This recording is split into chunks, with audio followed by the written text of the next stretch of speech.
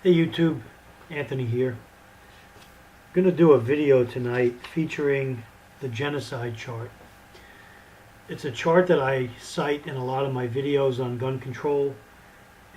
I'll attach the links in the description box below, as I do in a lot of my videos on gun control. But I wanted to go line by line tonight on the genocide chart, just to get everybody to understand the importance of standing our ground as Americans, as free Americans, while that word free is still in our breath. And again, it's taken from the Jews for the Preservation of Firearms Ownership website. There's a formula for genocide, and it goes like this: hatred plus government plus disarmed civilians equals genocide. What makes the argument so powerful? Two factors. First, it makes common sense. Unarmed, defenseless people have no hope against armed aggressors. Second, it states the historical truth. Evil governments in the 20th century did wipe out 170 million people in the 20th century alone. There's a film called Innocents Betrayed. I'll put a link also in the description box for you to order that or to watch parts of that film. Chilling evidence of what governments did to their own people. When gun prohibitionists quote a statistic about how many people are killed by firearms misuse, the discussion sometimes bogs down into whose crime statistics to believe and how to count crimes versus the defensive use of firearms. Well, the facts are, in the 20th century, governments murdered 4 times as many civilians as were killed in all international and domestic wars combined. Did you hear that? Let that sink in. When you're walking down to the police station or to the DHS or FEMA checkpoint to hand in your gun in the weeks, months, days, years coming. Think about that statistic, that governments killed that many people than all wars combined. Governments murdered millions more people than were killed by common criminals. So if you look back at history, and you are a student of history, it seems that government has killed more people than wars and whose criminals have. Who seems to be in history in the 20th century against most of the people? Corrupt governments have. How could governments kill so many people? Well, my friends, they had the power to do so. How did they have the power? The people were victims and were unable to resist. How is that? Well, as we'll see in the chart that follows, the victims were unarmed. Keep that in mind as you hear these corrupt politicians each and every day, these corrupt TV news reporters or journalists or whatever they want to call themselves, that are nothing but traitors. They're traitors to our Constitution, our Bill of Rights, and everything that is right, just, and good in America. Keep that in mind when you hear them on the Sunday morning shows, on the nightly TV news, in the newspaper, when you turn the newspaper and turn the pages, and you think to yourself, maybe it's a good idea to give up high-capacity firearms. Maybe it's a good idea to give up the quote-unquote assault weapons. That is a fictitious name, because there are no assault weapons owned by Americans. And if there are, you need to go through hoops to get the license to do so. So, let's start off with a government in the genocide chart called Ottoman Turkey. The dates are 1915 to 1917. The targets were the Armenians, were mostly Christians.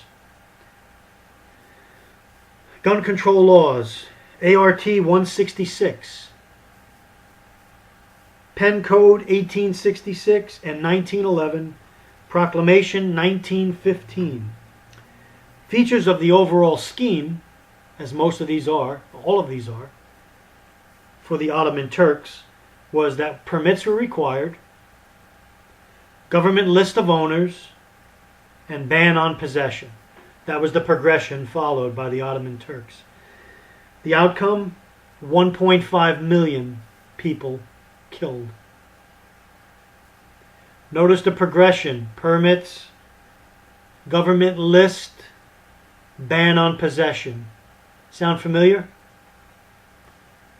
Soviet Union, 1929 to 1945. The targets basically were political opponents and farming communities. Gun control laws, resolutions, 1918. July 12, 1920. Article 59 and 182. Penal Code 1926. The progression of gun control scheme was as follows: licensing of owners, ban on possession, and severe penalties. The progression, 1, 2, 3. Civilians killed, 20 million.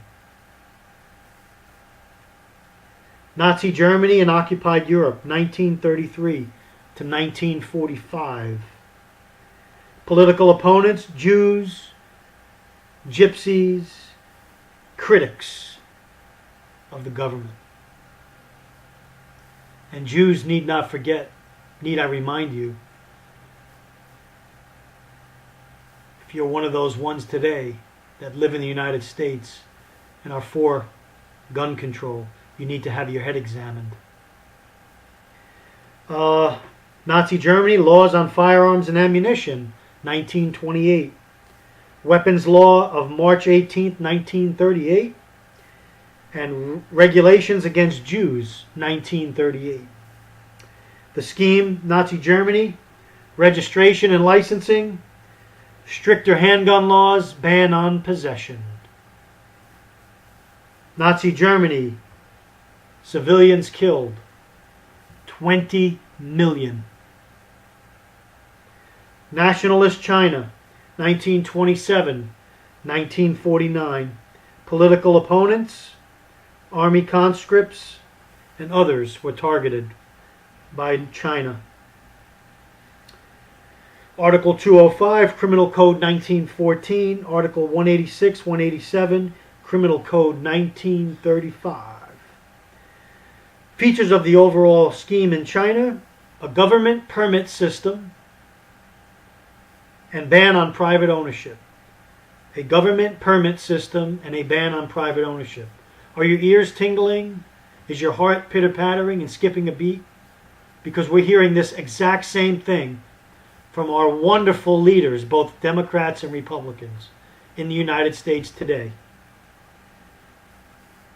Nationalist China, civilians killed, 10 million. Red China, from 1945 to 52, from 57 to 60, and from 66 to 76. People targeted: political opponents, rural population, and enemies of the state. How do you become an enemy of the state? Well, you could be a citizen one day and an enemy of the state the next day. Think about it. Based on the laws and corrupt schemes our government or a government can pass. Some of their laws: Act of February 20th, 1951, Act of October 22nd, 1957. Features of their gun control schemes in Red China: prison or death to counter-revolutionary criminals and anyone resisting any government program. Death penalty for supplying guns to such criminals. Citizens killed or civilians killed, 35 million. Guatemala, 1960 to 1981. The Mayans and other Indians and political enemies were the targets. Decree 1936, November 25th Act of 1932.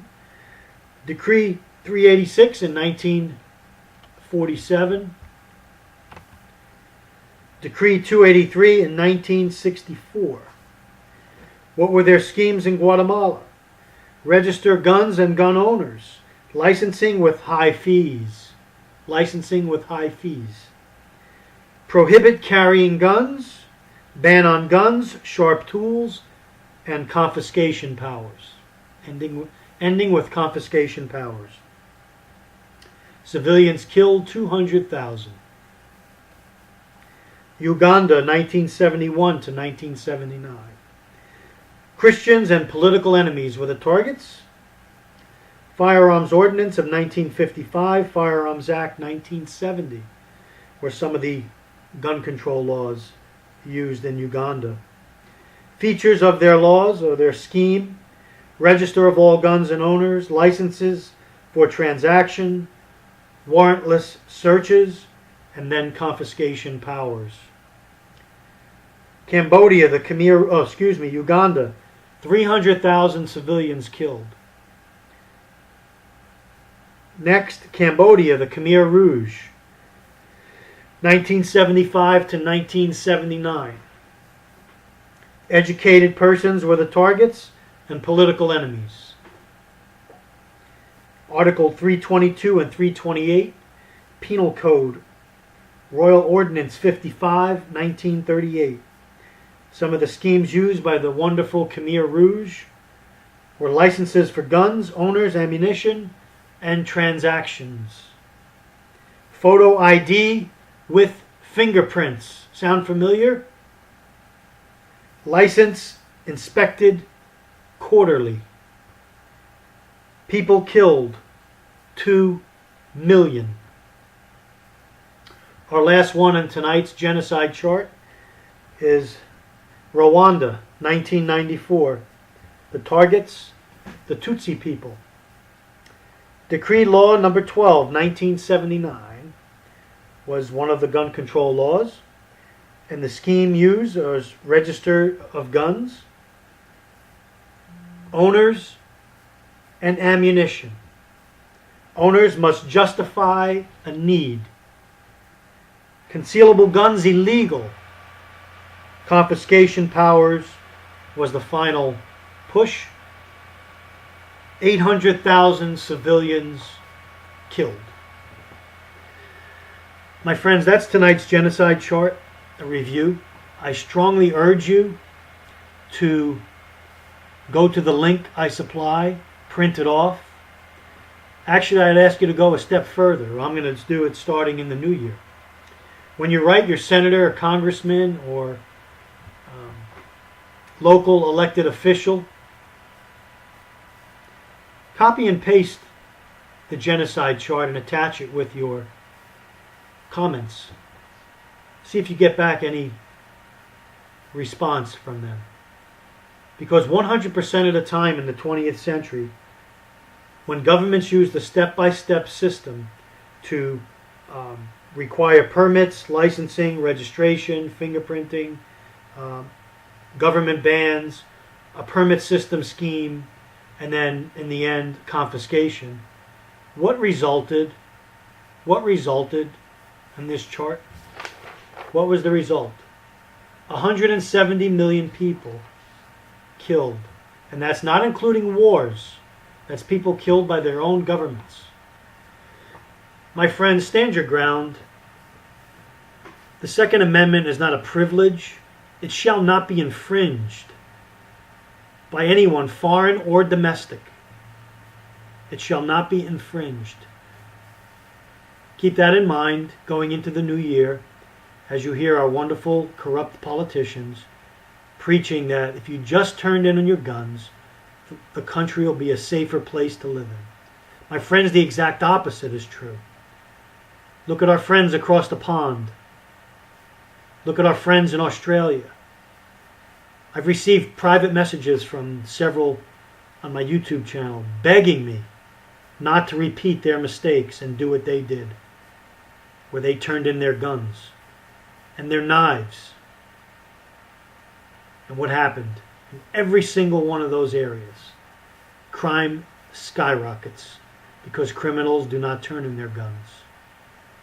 And these people are at the whim of their government. It's like having a hook in your nose and being pulled around. Friends, stay strong, stay the course, and God bless our republic. Anthony signing off.